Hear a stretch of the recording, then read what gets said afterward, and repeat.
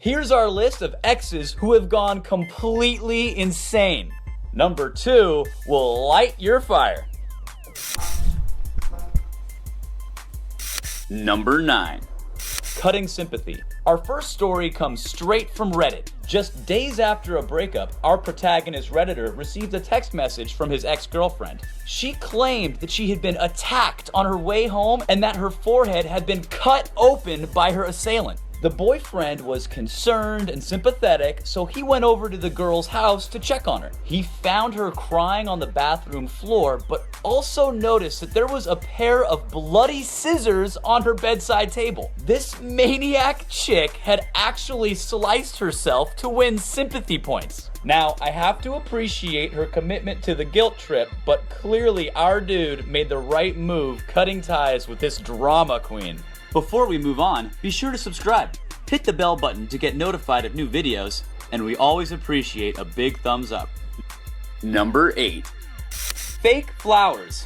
Let's face it, breakups can be quite humiliating, and it can be embarrassing to tell your friends and family when you've split. But this next ex-girlfriend on our list found the solution to that problem. Pretend it didn't happen. This girl was allegedly sending huge bouquets of flowers to herself at work and had the card signed with her ex-boyfriend's name. Wow, that's super sad. Apparently, she didn't want her coworkers to know that they had split, and she'd walk around the office asking for help to water the plants her boyfriend had imaginarily sent her. Eventually, one of her coworkers found out the truth, and it immediately spread across the office. Embarrassed, she started to make up even more lies to back up her story. Cause we all know if you get caught in a lie, the best move is to keep on digging. She then got in touch with her ex and claimed she was pregnant and was intending to keep the baby. But that was also a lie. That's when he decided wisely to file a restraining order, and he won in court after she contested. But I'm assuming that based on her track record, after she lost in court, she sent herself some nice victory chocolates.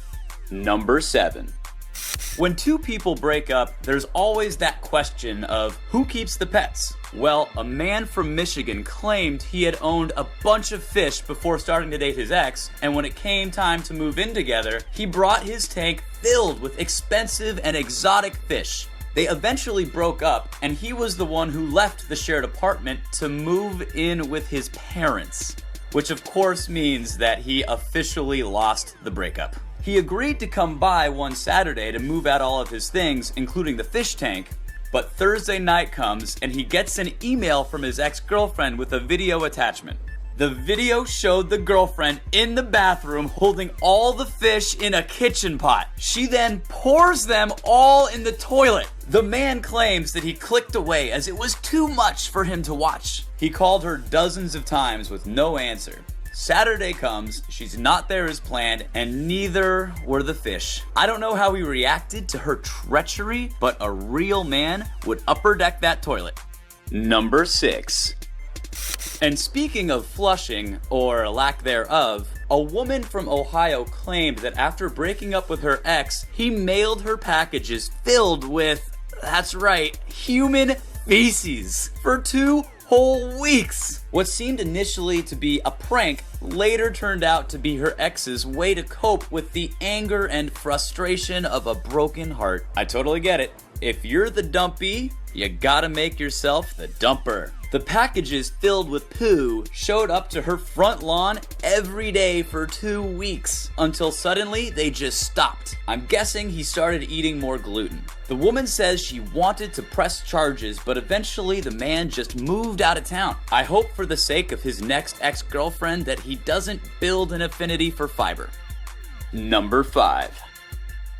Also comes from an unlucky Redditor. Now, it's quite common that an ex makes up a story to try and keep the relationship together. After a month of being apart, this man's ex reached out to him. She told him that she had brain cancer. The woman called him constantly crying and telling him how she wasn't sure if she was going to live or die, and describing all the surgeries she was having, and that she really wanted to be with him while she was still alive. The man never got back with her because, well, she had brain cancer.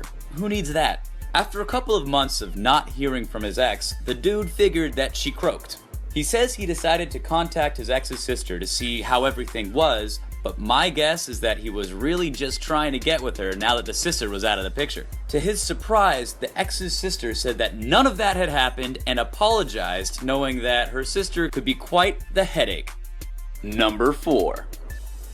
If you're a 90s kid, you probably remember that iconic shrine that nutcase Helga Pataki from Hey Arnold had in her closet. That girl was batshit for Arnold, but I always thought that the pink bow / unibrow combo was pretty hot. Well, a man from California claims that his ex-girlfriend is a real-world Helga Pataki who cut out his head from yearbooks and put them on corkboards above her bed. He found out because one of her girlfriends let it slip. He obviously had to see for himself before confronting her. He knew she worked during the day, so one afternoon he went over there knowing she'd be away. Her roommate let him in when he said he needed to grab something from her bedroom. He walked in and sure enough, his head was cut out and pasted on a bunch of muscular bodies that weren't his. That's equal parts creepy and mean. The man claims he broke up with her that next day after seeing the Hey Arnold-esque shrine. But that's not the end of this creepy story. Following the breakup, she would drive on the man's street, pull over, and wait outside to see if his light was on so she could yell at him from the road. It never was, mainly because he knew she was crazy enough to do something like that. She would also call and leave voicemails of her breathing heavily into the receiver. I can't believe that didn't work. She then tried to get him jealous by sleeping with another guy.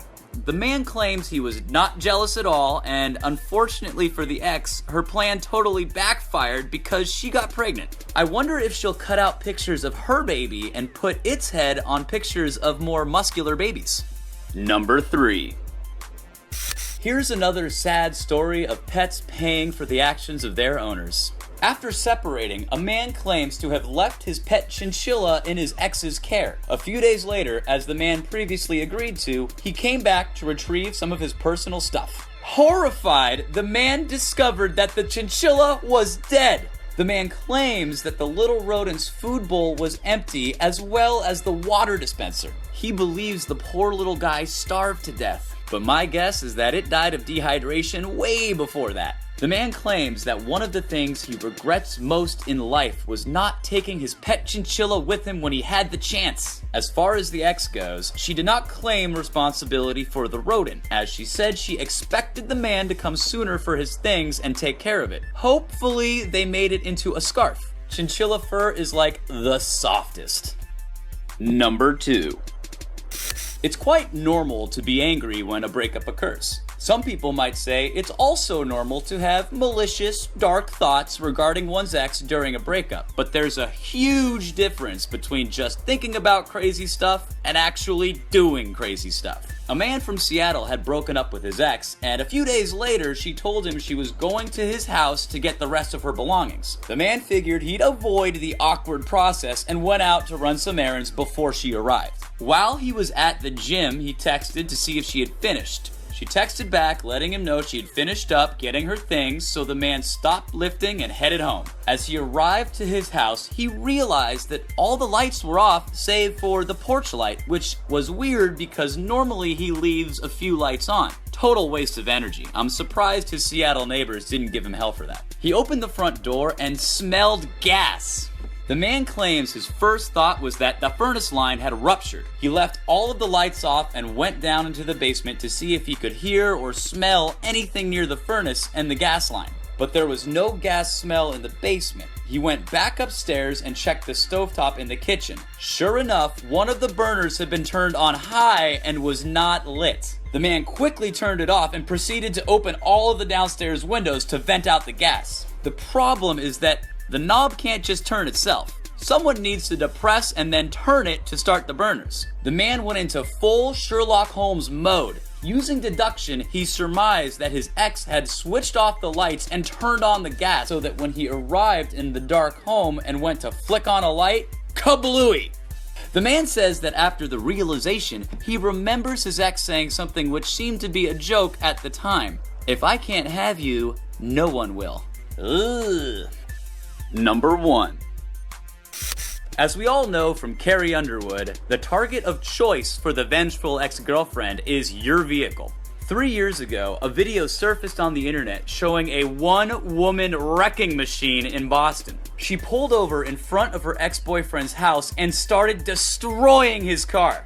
The video's description identifies the man as Young Wild, and throughout the recording, the angry woman is referred to as TERRI. Hysterical and apparently extremely dangerous, she goes on nearly a 5-minute rampage. She used her own Mercedes to slam and scrape into her ex's vehicle. After using her own car as a tool, she hopped out holding some sort of metal rod. She approached the house where Young Wild was filming from the inside and used the item to smash his window. She then started keying his car and breaking more windows. Throughout the whole episode, Young Wild narrated her rampage. It feels like a documentary filmmaker narrating a wild animal in its natural habitat. For a dude named Young Wild, this guy is impressively calm while all his property is being destroyed. In the video, Young Wild mentions that TERRI has 2 open cases against him for harassment and abuse, and that she had retracted statements made to the police for both cases.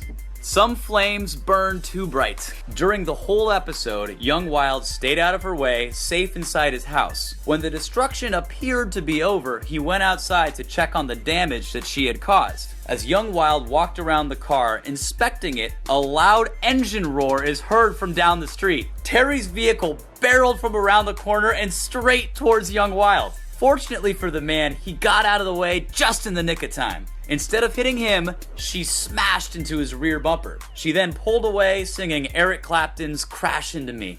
Well, the hairdresser somehow broke the tiara, seen worn on Elizabeth in these pictures here, which was initially made for Elizabeth's grandmother, Queen Mary, in 1919.